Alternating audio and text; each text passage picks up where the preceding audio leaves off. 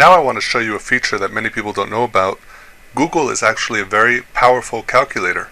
Right from the search line, you can put in any equation that you want, and it has a lot of symbols and syntax for very complicated equations, including a symbol for the speed of light, or Celsius, or all different types of tangents, and all the different types of things that you learned in high school and you wanted to forget, but Google can calculate them for you.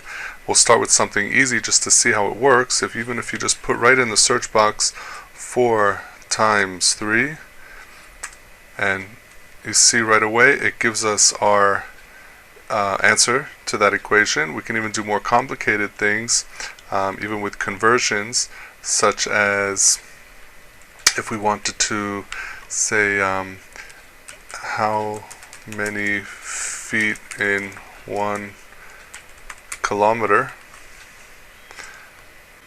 We see right away we have our answer that of how many feet in 1 kilometer. And this is a it's a very powerful tool. We can even try something in different types of equations.